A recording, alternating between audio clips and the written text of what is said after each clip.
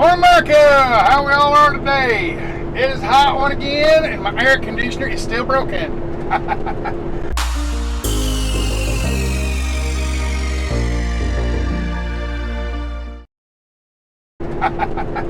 Got to order a part. We're thinking the fan went out. Anyway, it's hot, and I got the windows up so you can hear me. So it's like a sauna in here right now. Suffering from my heart. What you were looking at right there is a mile of corn. That's Kirk's corn.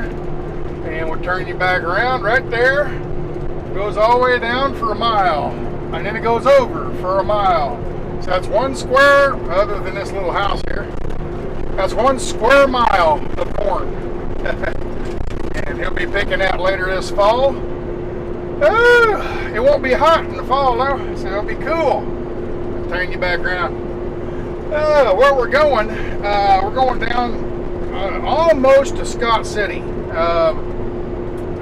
somewhere between Dighton and Scott City. We're going to a feed mill, seed mill. The seed that just came off the wheat that just came off this circle, it was an irrigated circle, and he has a contract with the guy down here to supply him with wheat seed. And what they'll do is they'll clean it. And cleaning wheat, how do you do that? You soak it in water and scrubbing bubbles? No, they have a process of sorting and getting rid of the, it's blowers. It's dry. It's all with blowers and different things like that, and different kinds of machines. I don't understand the whole process, but basically, what it'll do is go through and it'll blow out all the wheat seeds are a little bit heavier than, let's say, grass seed, and the grass seed will blow away with these fans. Then after they clean that out, then they sort the seed by size, and there's special machines that this seed will fall through, but that one won't, and they can end up, by different varying sizes of grates, they can sort those out. Little bitty seeds, like broken seeds that are broken in half, you can't use them though. Those won't grow as a seed or into a plant because they're broken in half. You have to have whole seed and all that. Anyway, they have a process of cleaning and sorting the seed, and then they bag it up and then they resell it as a seed, a seed wheat. Okay. Anyway, that's where we're going to, and Kirk told me it's a pretty neat place down there. So had a kind of neat building. So I don't know what he meant by that, but we'll find out. So I'm going to roll the windows down. It's hot, hot, hot in here.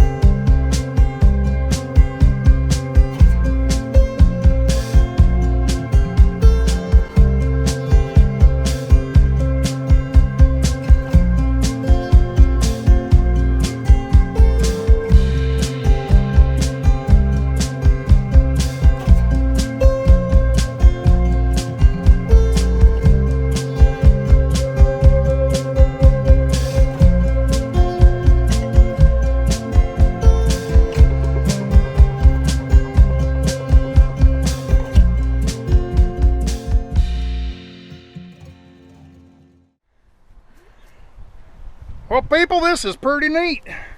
We got a grain silo. Look at this. This is the neatest silo I've ever... Wait a minute, there's a window in it. I pulled up in this place and I was expecting an office, and I get a grain silo of all things. They actually built their office in the silo. Isn't this neat? They got all kinds of horse collar stuff and old antique scales, boot scraper, all kinds of neat stuff around here. Kind of an antique thing. Let me get you here. There we go. Let's go in and check this out. This old bench. rain barrel, horseshoes. Those are real horseshoes too, them. This is some neat stuff. Brandon iron. That's a Brandon Big old, iron. what is this here? A cooking kettle? Cast iron pot. I tell you what, those things are incredibly expensive. Really? It's like a witch's cauldron is what it looks like. Right. Yeah, you could spend $200 or $300 on those. Oh, really? I'll be darned. All right, we got the ticket. Mind if I come in and look around? Yeah, come on in. Okay. I'll be glad to have you in here. You gotta check it. They got some antiques and stuff in here. This is pretty neat. Pretty neat place. This is the inside of a grain silo. You never believe that, would you? It's a 42-foot diameter grain bin. Will hold 25,000 bushels. Got 18-foot sidewalls, 31 feet up to the peak. A little over 2,400 square feet. When we built this in that's upstairs and downstairs. Yeah. When we built this in 01, the average new home in the United States of America was a little less than 2,400 square feet. This is a little more than. It's bigger than a normal house. Somebody was saying it's not square feet; they're round feet. Okay. Okay. Anyway, in here is a kitchenette. What kitchenette means is that it's small. You got running water, a little refrigerator, and a microwave. In a grain silo. Right. For sure. This is the only grain bin you'll ever be in your entire life that's got central heat and air, computer, phone, fax, guest rooms, and Wi-Fi. Wi-Fi. Hickory cabinets. These are all Lane County deer antlers. Look at that. Yep. Yeah. Hardware is really expensive, but these are really good neat. because you just screw them in there. I'll be darned. That is something else. Got the old. Okay. A lot of old hardware off of old wooden wagons. That's a International Harvester wagon, the hooks that kind of go in there. Oh, okay. Made all the furniture, or a lot of it. I'll be darned. This is some old barnwood? Cattle corral. Corral wood, okay. Here's a genuine U.S. Army strongbox that I made out of some locust wood that my parents planted in the front yard. I'll be darned. The name of our farm, 34 Star Farms. That is an original 34-star flag. It was used in 1861, 62, and part of 63. And in 1863, the West Virginia counties seceded from Virginia and joined the Union, and so we had to have a 35-star flag. Oh, we darn. Right. So that was only for a few years. Yeah, back in 1861, 62, and whatever. Here's the Kansas sunflower. Right here. Yeah, the red ones are Foss tips, and the white ones are incendiary points, or 50 cows. I'll be darned. Check that out. It's a Kansas sunflower. There's 50 of them in there. What is a belt? 100 or 200? Yeah, man. Well, I was in the Army, but I never counted them.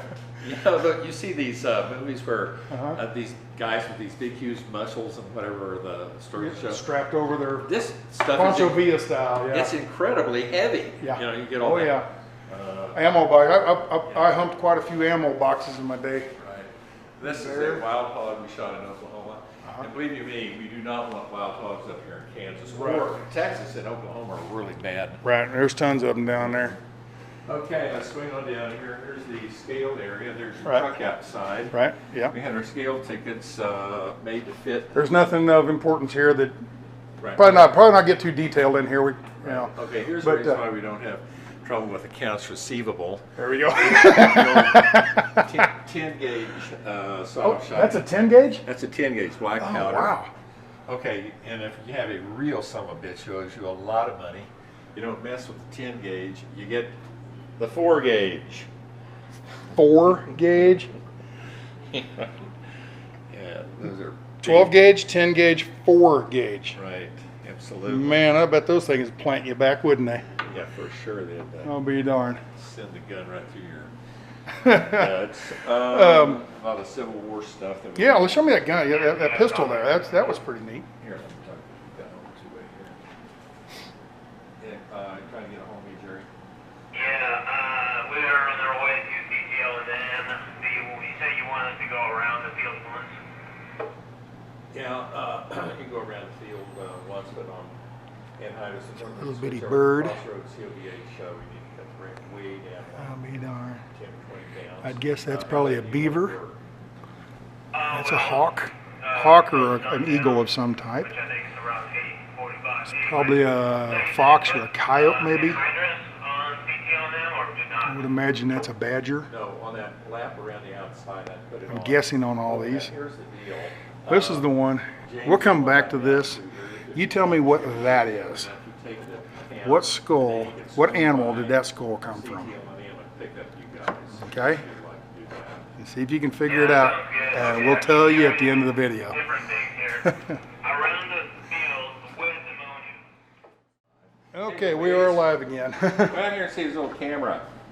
Okay, this is from the Civil War. It's made by Savage Arms, and patent dates are 1859. Anyway, this is probably the first double action handgun.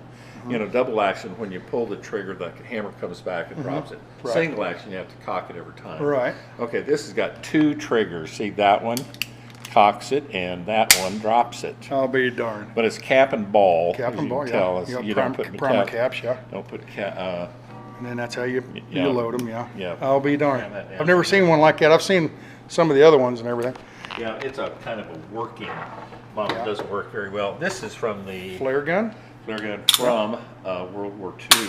Oh. And it was actually designed for use in an airplane. They had a little boot there in the cab that you stuck that up, twisted it, and fired your flare out the top. And I always Oh, wondered very what nice. this thing was for. Uh-huh. Well, it's part of the catch mechanism to hold it. HCS high carbon steel railroad spikes that Louise and I got up on these old Missouri Pacific. And Robert Coberly up there in Gove County said HCS, that stands for high carbon steel, these things would make great knives. And so we got a whole bunch of them and sent them down to this guy in Florida, and he made us these real pretty cool neat. knives. They hold their edge real well. I bet. Okay. Now is this an authentic bugle? Yeah, we got several of those. Oh, we had yeah. a vocal choir here from some college, and a couple of the guys played the bugle, and that was really a very moving experience when they Doing were taps or singing. something? Yeah, Yeah. like that. Yeah, taps always gets me. Yeah. Here's a office. We made a lot of the furniture in here, and this is really an incredibly beautiful desk. You just can't see it Yeah. because there's so much stuff on it. But Well, that means you're busy. we're busy. You got business. If your desk is full, that means you're busy. According to family oral history, we homesteaded here in Lane County in 1886, and so we put 1886 silver dollars and everything, and then it's in stone. Right here. And see the 86 silver dollar. Only recently did we find out it wasn't 1886; it was 1885. Oh, But you have to dig them all out? we're leaving them there. Okay, we for wall art, we put a lot of these windmill tail fins up, and it's very unusual to find these without bullet holes, and this still has some buckshot stuck in it. I'll be darned. And then this hall tree over here in his previous lifetime was a feed bunk that I got at a sale up there. You mean the wood was a feed bunk? And you Yeah, it made was a feed in? bunk. I took it Okay. apart and made a hall Yeah. tree out of it. Yeah, an old fancy wood. It's really neat. Right. Is that Henry? Yeah, it's a new Henry, but Yeah. it is a Henry. That's What are them little guys? Tom and Jerry. That's the reason why you can never turn your back on a prairie dog, because they breed like prairie dogs. Yeah. And we got some ground over here, and we got 3/4 of ground and 23 million prairie dogs, and it took us $15,000 to get rid of them. Wow. So never trust a prairie dog. Now, for people that don't know, what's the deal with the prairie dogs? Why don't farmers like them? They just, Because they destroy. I forget how many prairie dogs is the equivalent of one animal unit. I mean, they're like cattle out there, and they'll just denude the ground and it'll start they eat up all the grass. Oh hell yeah! And they make holes where, and tear it up. Animals Yeah. can step in there and break their leg. The other thing is, after you get prairie dogs, very soon after that you got rattlesnakes, and it just becomes more and more difficult. Because rattlesnakes eat the prairie dogs. Well, yeah. rattlesnakes just live in the holes. Oh. But in terms of ecotone development, this is the way it works. Prairie dogs, rattlesnakes, and then it gets really worse. Then you have the prairie dog hunters that come up and hunt on your ground Like without your permission. coyotes and stuff? Yeah, like coyote hunters. Okay. Yeah. Okay. So. All right. So anyway, they are a pest. Yeah, they're a Okay. pest. That'd Oh, be you nice. need to sign the wall. Did you sign the wall yet? I have not signed the wall yet. Okay, one of the things we got thousands of names from people all over the United States, and one of the things you will notice here as you're scanning the wall, ink fades. So see this Dave Pauley with John Deere? Right. He signed with a felt tip pin, and that was what 17 years ago, and you can still see it. These people right over here, you know, they're faded away. Yeah. So here's some felt tip pins, or a pencil will Really? work. Well, But let's do a red felt tip, and we'll put the Sasnak sign on here. Right. Okay, let me find a clear spot. Good for you. spot. We're in mid. Where's Kirk's at? I'll sign over top of him. God, if I know. Well, anyway, we're kind of moving into the kitchen. There's a lot of space in here, or like right there. Oh, by the microwave. That's where we make the popcorn. We'll do it right here. Yeah.